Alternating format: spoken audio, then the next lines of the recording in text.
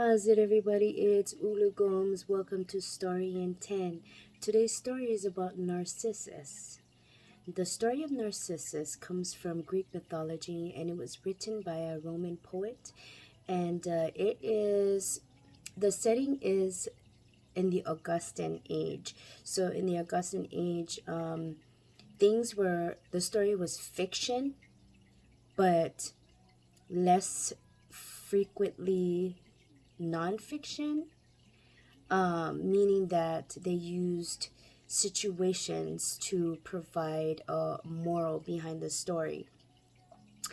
Narcissus was a hunter. He was the son of a river god and a nymph. If you don't know what a nymph is, she was a fairy type of a spiritual nature type fairy.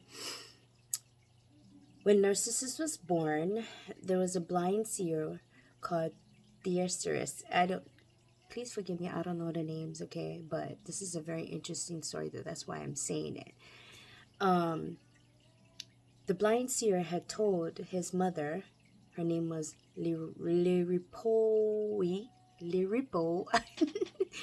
and was told that if Narcissus doesn't discover himself, that he would live to an old, fine age. So, of course, being that he was made and created of this river god, Syphilis, and this supernatural being, this nymph, he was beautiful. He was majestic. He was magnificent. And growing up throughout his whole life, he was told that he was beautiful and he was admired by everyone. And so he was growing up knowing that he was gorgeous and beautiful. And so he knew it was what it felt like to be admired. Everyone admired him.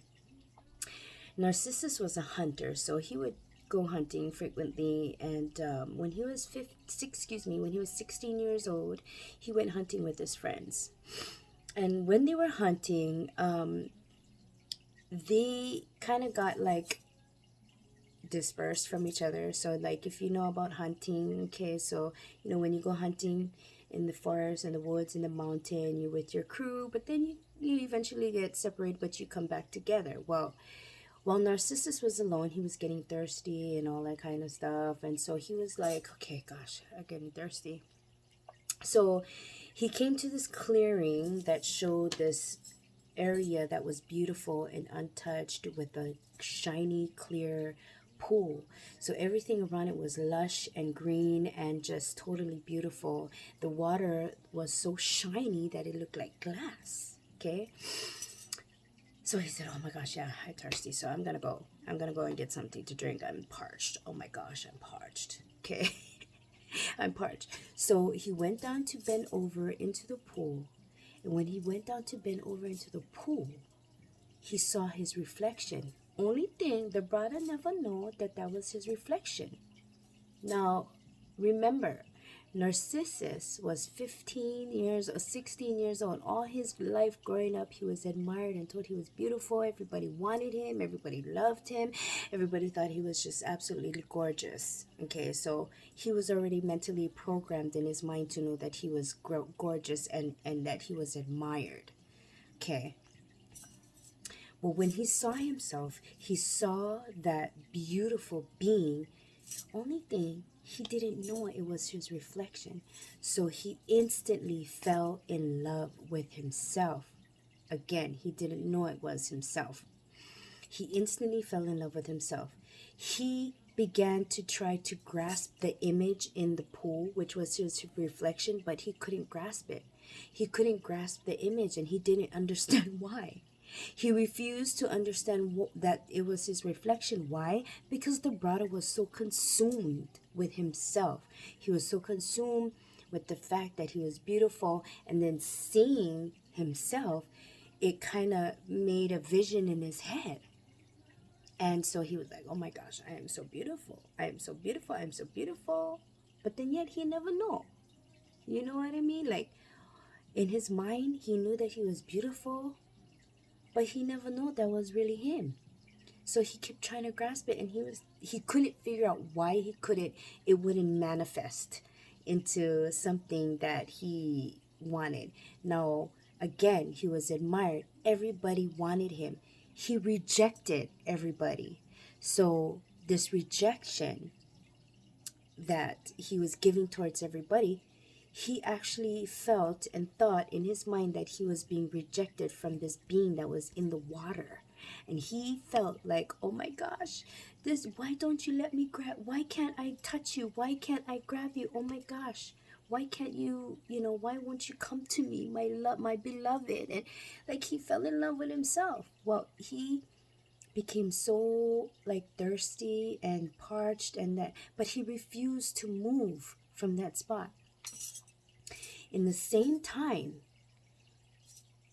this nymph named Echo, she loved to talk and chatter. She loved to tell stories. She had lots of stories to tell.